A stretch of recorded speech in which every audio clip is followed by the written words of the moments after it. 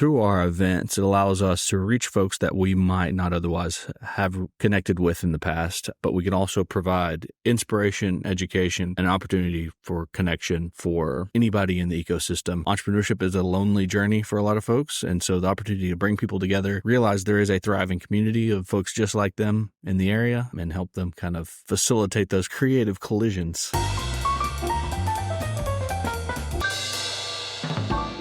Welcome back to the Honest Marketing Podcast, where you learn proven strategies to grow your business without selling your soul. I'm your host, Travis Albritton, and today I had the pleasure of interviewing Caleb Talley from the Startup Junkies Foundation. Startup Junkies is a non-for-profit entrepreneur hub and resource for startups, small businesses, and entrepreneur operators in Northwest Arkansas. And so we talk about the kind of programs they develop, the advice that they give to do business owners to help them really be set up for success, some of the pitfalls that they encourage business owners to avoid so that way they can really start on the right foot, and so much more. And so I definitely think whether you're in Arkansas and you want to take advantage of some of their local resources and events, or if you're just an entrepreneur that's always wanting to learn, how do I grow my business? How do I scale it? How do I avoid mistakes and pitfalls? This conversation really has something for everybody. Definitely stick around to the very end of the episode where I'll give you my number one takeaway from my conversation with Caleb. But here it is. Let's dive in. Well, Caleb, welcome to the Honest Marketing Podcast. Super excited to have you here. I appreciate the opportunity to be here. Thank you for having me. Yeah, before we dig into the details, I'd love to just hear a little bit about your background when it comes to the business world and entrepreneurships and startups. And then, we'll dig into a little bit of the organization you're working with right now. Yeah, for sure. So I have kind of a little bit non-traditional entry into the world of entrepreneurship. Not an entrepreneur myself, I'm more of a resource to entrepreneurs. But my background's in journalism. I went to the University of Arkansas, go SEC. And studied print journalism. I was probably one of the very few folks who were, graduated in 2015 from the University of Arkansas. So during that time, very few print journalism majors, but I left school and went to work for a daily newspaper, did the reporting world for a while, got into publishing, worked for a magazine that published, features on business activity across the state of Arkansas.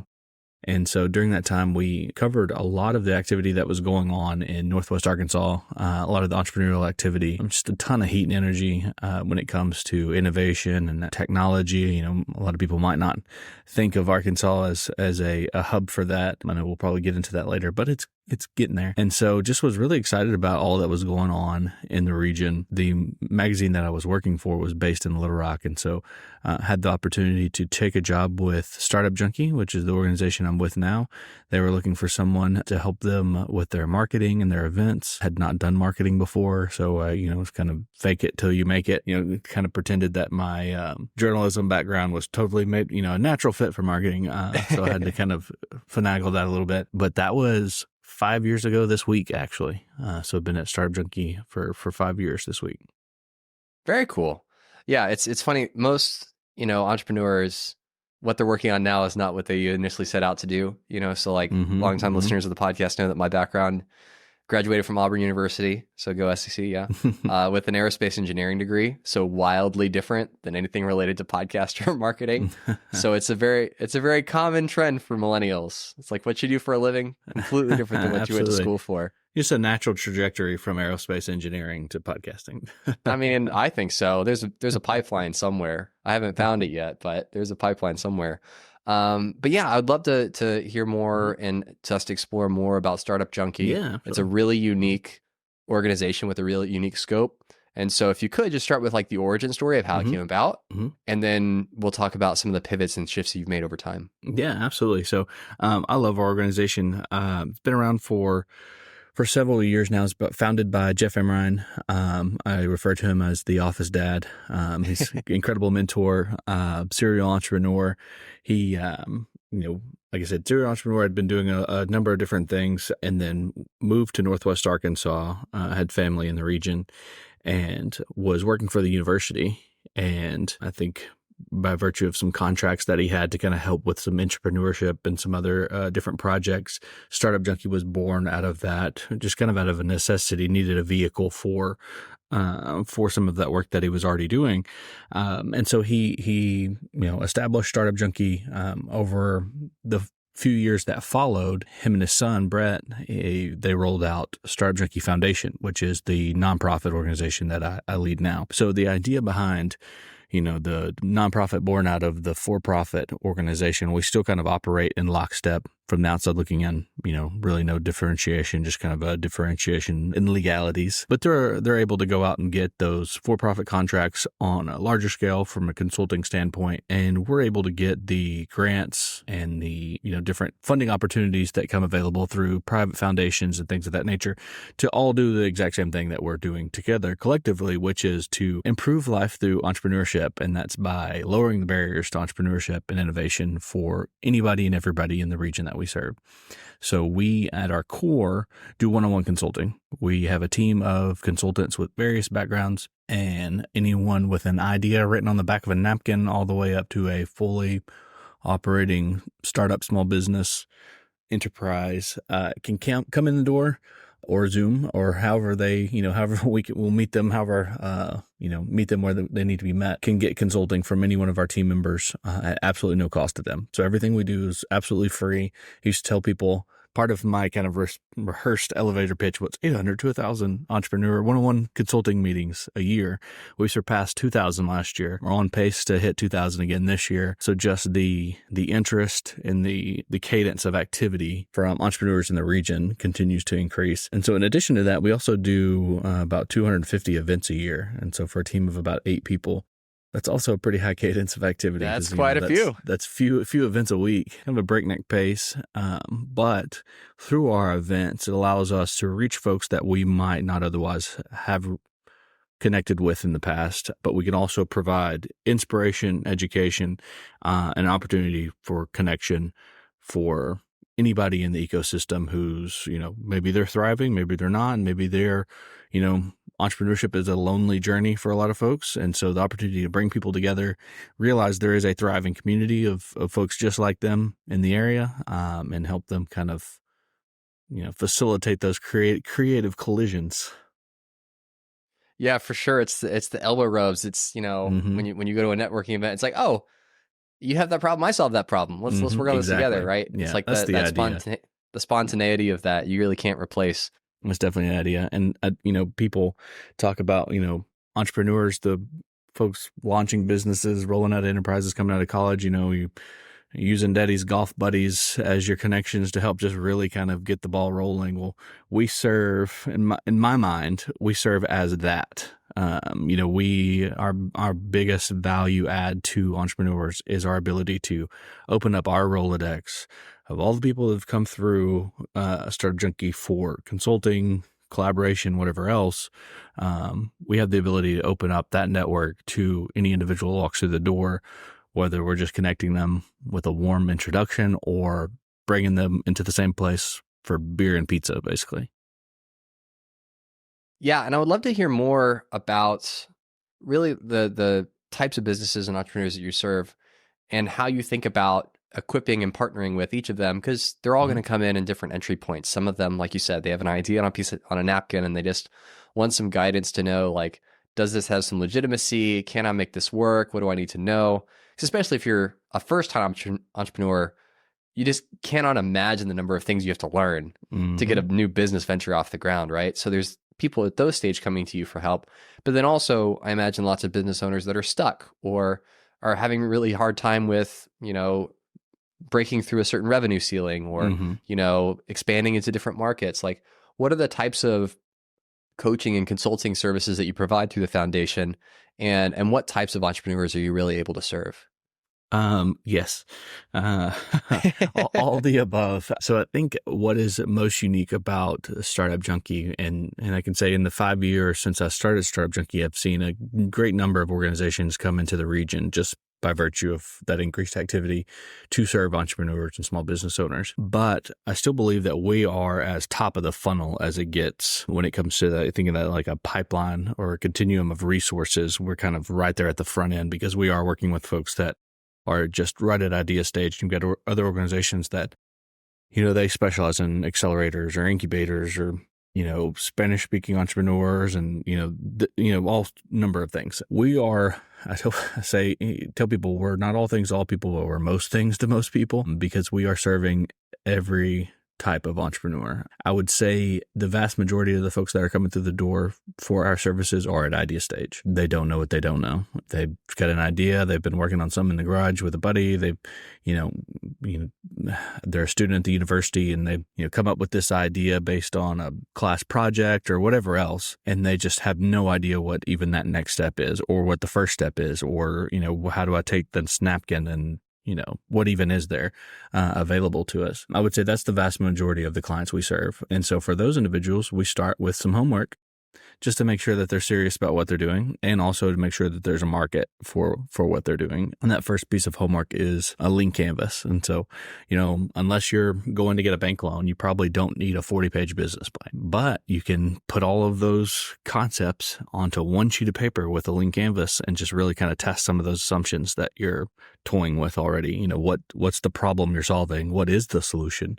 What's the path to market? And one of the most important pieces of that for us is the customer discovery piece. If somebody's coming in at an idea stage, we typically send them out with homework to go interview 100 different folks. Go out, talk to somebody that's not your mom, not your mother-in-law, not your cousin, your best friend, your girlfriend, whatever. Go talk to somebody out on the street. We also kind of encourage them and walk through kind of a process of how to formulate those questions in a way to where you're not asking a direct yes or no question. Would you buy my widget if I sold it to you? Because, we're in the South. People are like, oh, yes, sure, bless your heart. I would buy 10 if you actually had one, but you don't have one.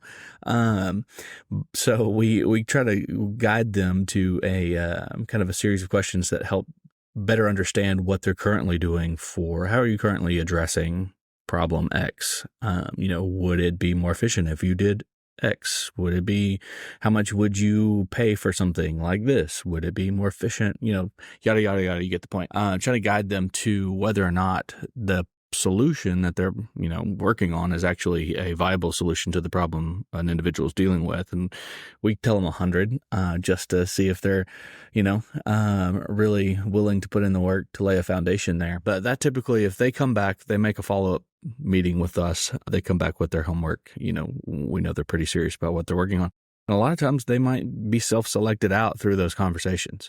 They might have 20 conversations and they didn't like the answers they got. And so they just, went home, took their ball and went home. But I would say a good portion of those folks do come back, less than half, to have a follow-up conversation about what to do next. And when we just kind of guide them through the process of, registering with the state and kind of talking them through some resources. We don't give any advice that would get us in trouble with the IRS. We make sure they know that we're not attorneys.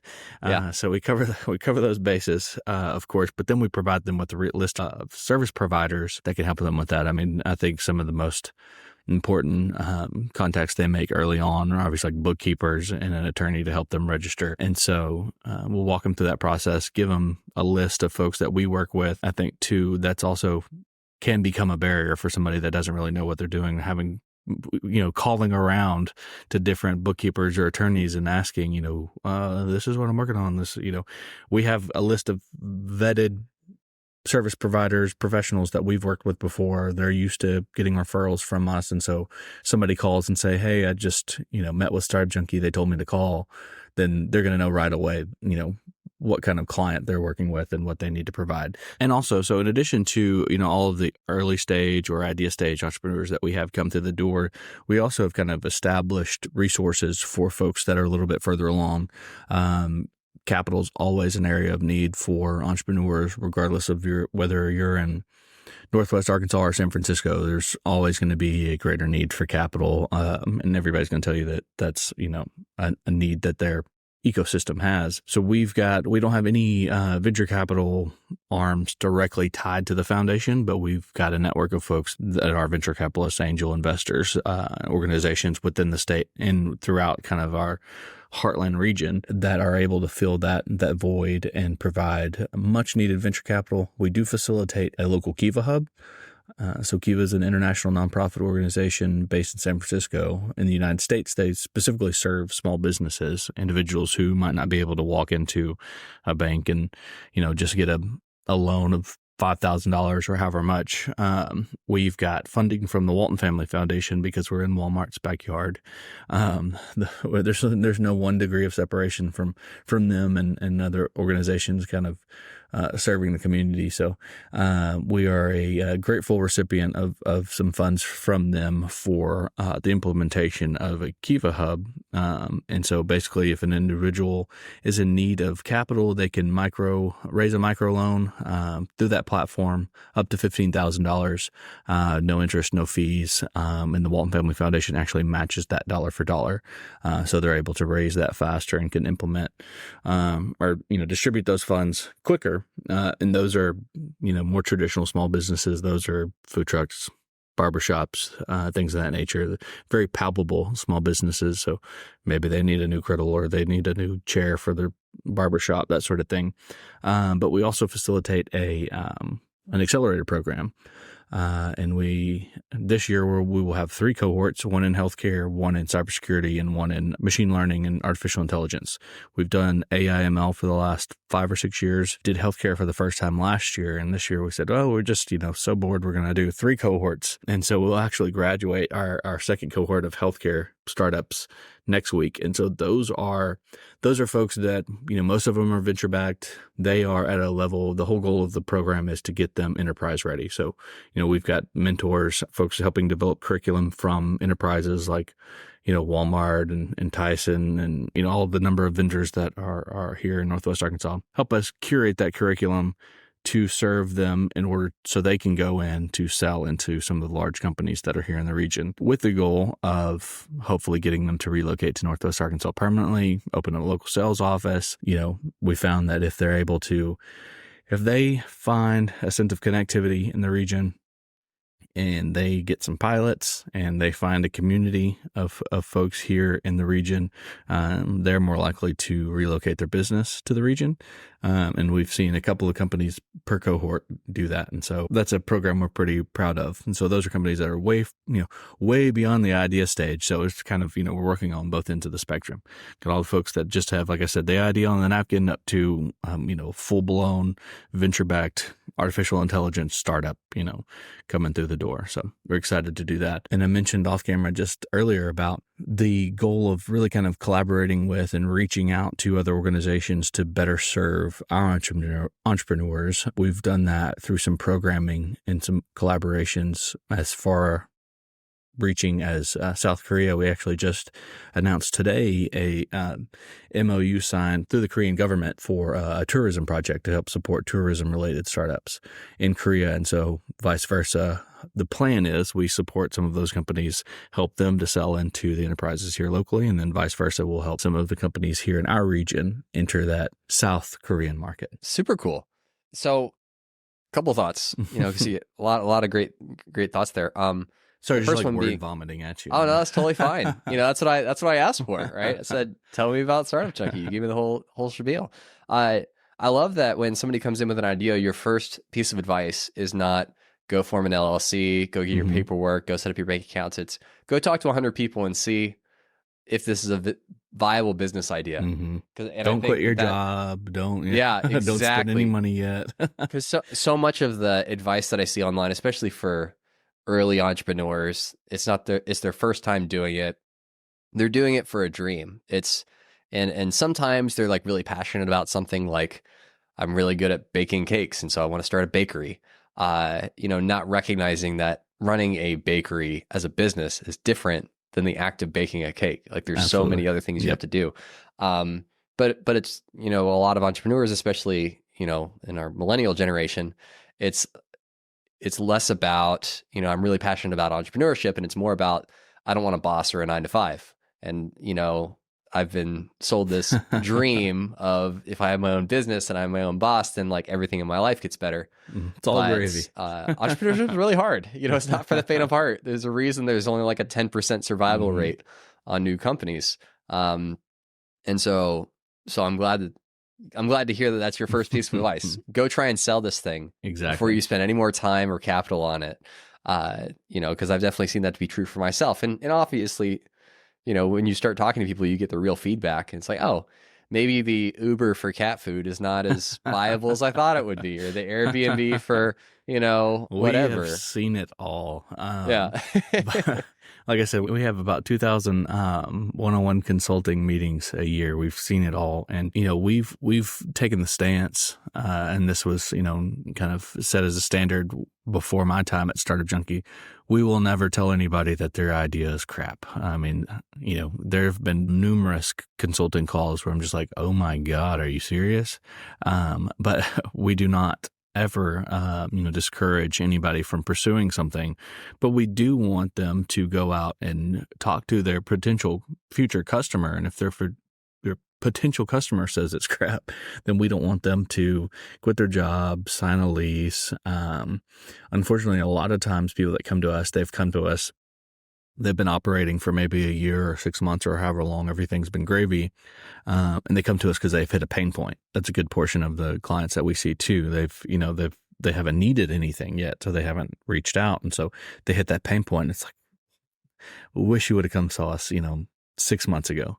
Wish you would have, scheduled a call before you sign that lease or before you quit your job or anything like that. And, for individuals that might be listening, that are considering something, when it comes to, spending money, we always encourage people to get revenue out in front of expenses as much as possible. Don't take on loans or investment unless you absolutely need to, unless you can't get a client or you can't start day one without it. That's the only time I think you should even consider it, because other people's money is the best kind of money to start your business, from your customers. That is. Yeah. Not from banks. Yeah, just exactly, to be clear. not banks. So, and actual revenue. Exactly, revenue.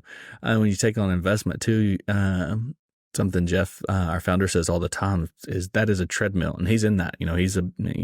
They've got a fund, and they invest in a number of companies, but he'll be the first one to tell you taking on investment is like getting on somebody else's treadmill, and they determine how fast you're going to go and when you get off, and that might not be something you want to do. And so some people measure success with ventures, and we see it all the time in startup news, like, oh, so and so raised X number of millions of dollars. Ooh, yay, they raised all that money. It's like,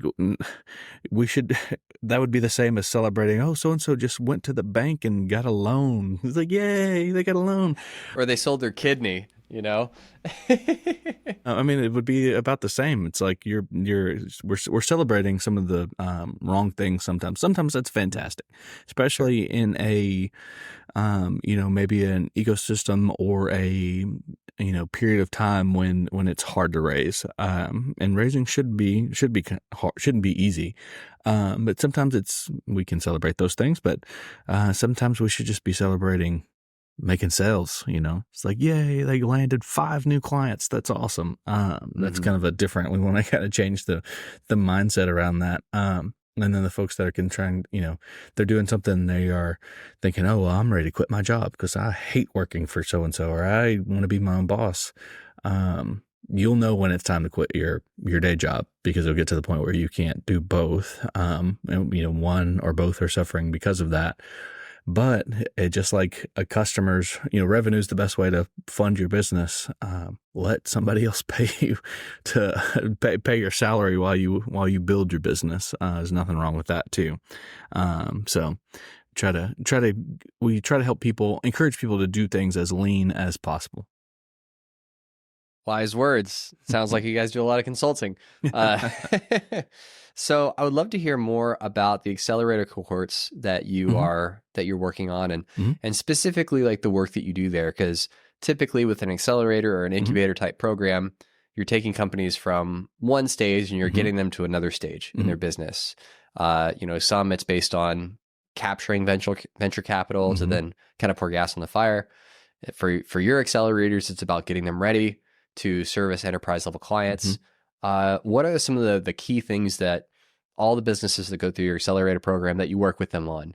Is it branding and positioning? Is it product development? Is it marketing and sales? Like, is it team building? And like, how do you build an operations staff to support the company they're building? Like, what are all the key pieces that you have in each of those cohorts to get them ready to service that level of client? Mm-hmm.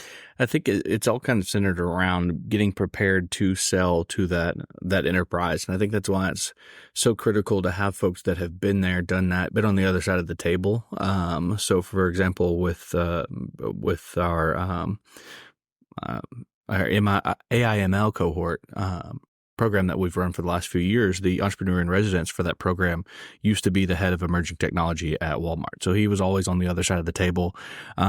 For those that aren't familiar, and I may disappear for saying this, but Walmart's kind of a bully. They've always been a bully, known as a bully when working with potential vendors or acquisitions or anything like that. And so that's how they keep their prices low. Yeah, exactly. Yeah, exactly. It's all kind of centered around how do we best position ourselves to do business with these enterprises. We've got sessions that are, we'll have sessions on, marketing your business, and brand building and things of that nature. But we've got sessions in that curriculum that's just how they view you. Like that's literally like a day in that program is how these enterprise executives, how they look at you, how they view you, what they think about you when you approach those conversations. But also a big piece of it is, you mentioned earlier, people are very passionate about the product they're building, or even not just that, they get really set on, this is what I'm going to do. This is what I want to do. This is the client, the ideal client. I'm going to go sell to Walmart. My product's going to be in their shelf, or my technology is going to be used in their stores or wherever else. That is the goal. And so we really try to help them kind of expand that a little bit too, because some of the most successful startups, companies that have come through the program, that even the ones that have relocated here, the ones that have landed the big contracts, have done so by happenstance because they've taken a broader approach and found a way to pivot just a little bit to accommodate a client they might not even expected, but they got connected to that client through the program. So for example, we have a company that went through the most recent cohort, which was last fall, the AIML cohort, and the company's called Clipper. They take video, hours and hours and hours of video footage. It was kind of born out of COVID. There were so many, Zoom meetings, and a lot of those meetings were recorded, and folks were having to go back and like, hey, I need to find out this piece of information. Oh, now I've got to like skim through 3 hours to find what I'm looking for. Their product can identify, you're not scuba diving, you're on a jet ski. Skidding across, you can find exactly what you're looking for. It analyzes everything, transcribes everything. Well, during our demo day last year, for where we gave every company an opportunity to present, what they've learned, give their pitch, and then kind of talk about the experience. We hired security because had a few hundred people there at an event venue. Smart to have security, so we had a security guard who worked for the local police department. He saw that presentation, said that would be fantastic for our department to utilize for body cam footage. Because, we've got an entire day worth of footage, and maybe we just need one comment that was made, or one thing, just one little tidbit. And so he connected him to the department. The department signed a contract. And so he landed the full police department for a pilot contract. Now is in conversation with 4 other departments throughout the region, is in the process of landing I don't know if I can say it yet, but 2 major cities well outside of this region, but by virtue of somebody he met through the program, is helping him land 2 metro police departments outside of the state. And so his concept, which was not necessarily tailored for, police body cam footage, that's become like a core piece of his business, and, some of his largest contracts to date, just by virtue of someone having seen that presentation at that event. And then another one of the companies that's going through the program right now, a health tech company. So part of that process, and like I said, kind of coaching them on having open minds, is also trying to encourage them to be a part of the community while they're here. So it's a 10-week program offline. They're required to be, butts in seats here in the region during that span of time. And part of the program is encouraging them to go out, be a member of the community while they're here, meet folks, speak about what you're working on, what you're building, why you're here. And just had a call earlier this week with the president of Walton Enterprises. She had met one of the founders that is going through the program right now during a workout class. Learned about what she was building, was fascinated, learned that, she was going through the program by virtue of some of their grant dollars that they had allocated for us, and wanted to learn more and wanted to kind of, help elevate companies like hers, post program. So honestly, that willingness to connect, talk about what they're building, and just be a member of the community. Because I think so we recruit from all over the world. So each cohort's probably like 80% domestic, 20% international. They're all coming from, Chicago, Atlanta, San Francisco, New York, to little Northwest Arkansas. Most of them have no idea what they're getting themselves into. And they're all pleasantly surprised when they get there. But they're coming from places where it's almost impossible to have the proximity to have some of those conversations. I mean, we had a guy that went through the last program too. He moved from Atlanta. I don't think he ever went back, but he likes to say that, he'd been kind of toiling away for 3 or 4 years with his company in Atlanta, struggling to get the conversations, struggling to get time on the calendars with folks that he needed to talk to really kind of have the opportunity to pitch what he was building. He comes to Northwest Arkansas, massive enterprises, but still a very down home feel, to where you're going to have the opportunity to run into a decision maker, at the grocery store or at the workout class or wherever else. There's just a different, it's just a different environment, just different ecosystem where you have proximity that you might not have anywhere else. And so it's just preparing them for that, because a lot of times they're not familiar with that, I guess. Yeah, for sure. Now, something you mentioned earlier is the foundation element of the Startup Junkie is all free services for entrepreneurs and startups that need help. Are the accelerator cohorts, are those part of the foundation or part of the larger consulting arm? It's a foundation. Mm-hmm. It's free. Okay. It's completely free for the companies that come through the program. We have and so if you're listening and you have a health tech, cybersecurity, or AIML company, and you're wanting those levels of connections, go to fuelaccelerator.com or .org. But it's completely We'll leave free. that link in the show notes. Yeah. That'd be great. We just wrapped up interviews actually for cybersecurity, which will start next month, and then we'll start this summer interviews for artificial intelligence and machine learning cohort for the fall. But that's completely free. We don't take equity, which is very different from a lot of accelerator programs. A lot of incubators and accelerators will select companies based on whether they think that there's exit potential, and will take a % of equity to run them through the program. We don't do that. We don't take any funds from any of the enterprises. I know there are other organizations that, take on funds from enterprises that they're working with, and then they'll invest in a startup and then only present that portfolio of startups that they've invested in to the enterprises that they're also taking money from. So they're trying to pinch folks on both ends. We don't do that.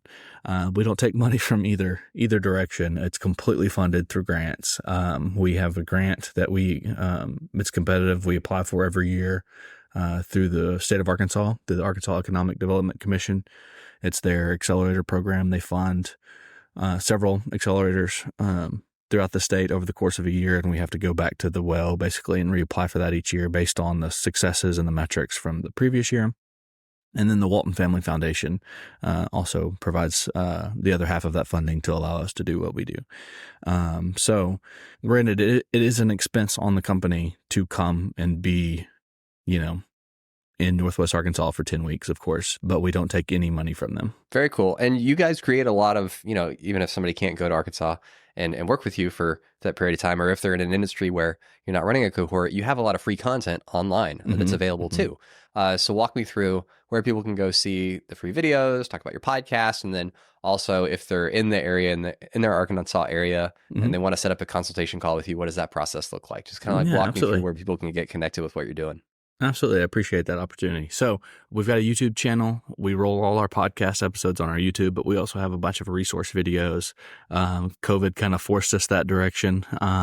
Back several years ago, we realized, we were so in-person centric and we didn't have a lot of digital content. So we put together some digital content so they can go watch videos on the Lean Canvas or customer discovery or talking to humans to kind of help through some of those processes that we mentioned earlier. Listen to the podcast. The podcast is also available wherever you get your podcasts, whether it's Spotify, Apple, anything of that nature. If they are in the region, It's just the Startup Junkie podcast. Startup Junkies podcast. And then Nice. we've got we're approaching 400 episodes, and we've started rolling out. So we also have the lady who runs our Kiva program. She is from Costa Rica, and so she has recently rolled out a Spanish language Startup Junkies podcast as well. So we have a large Spanish speaking population in Northwest Arkansas, and so she has those same conversations that we have with English speaking entrepreneurs in our region. She has those conversations with Spanish speakers. So we've got kind of two products now, and then we actually had an intern this semester decided that he wanted to spin off his own version of the podcast as well. So we kind of gave him an opportunity to build out his own. We're enabling entrepreneurs left and right. That's right. He calls it the business buzz, and it's just him drinking a beer with a young entrepreneur, like college-aged entrepreneur. So we've got that. We have a couple episodes of that already out as well. So, whatever you're looking for from that in that regard, we've got some products. And then in the region, they want to come out to an event. We do pitch competitions, happy hours, lunch and learns. You name it, we are involved in it in some form or fashion. They can go to our website, startupjunkie.org. There's an event tab. Like I said, all of our events are free. Actually, the only event we charge for is because we legally have to, because we give beer away, is our startup crawl. And it is October 4th this year. We shut the square down, downtown square, and have music and food, and because breweries are small businesses too. And so That's we right. support them and distribute plenty of craft beer, which we're lucky to have a lot of access to here in Northwest Arkansas and highlight entrepreneurship. So they can find all of that on our website. And if they're in the region, they can also book a consulting meeting with us. If you go to the website, there's a button right there in the middle that says, meet with us. We try to make it as easy as possible. Awesome. Well, Caleb, super excited to see all that you're doing in Northwest Arkansas, how you're working with entrepreneurs, all the different things that you're doing, and also just learning like the perspective that you gain when you have so many of these conversations. You start to identify trends, best practices, what works, what doesn't. And so thank you for sharing all those things as well. Really appreciate it. Well, I appreciate the opportunity. It's been a pleasure.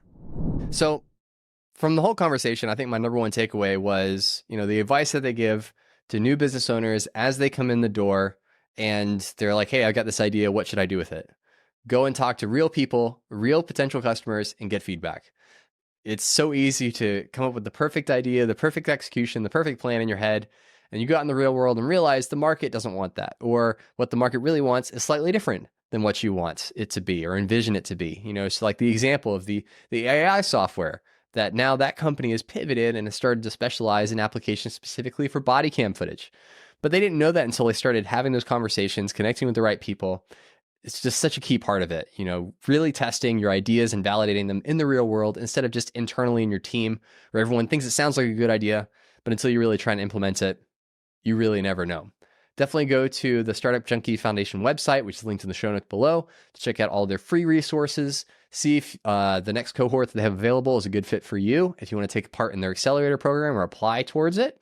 And definitely give them some love. Follow their podcast on YouTube and anywhere you listen to your podcasts. Those links are in the description below as well. Well, thanks for listening to another episode here. Until next time, be honest.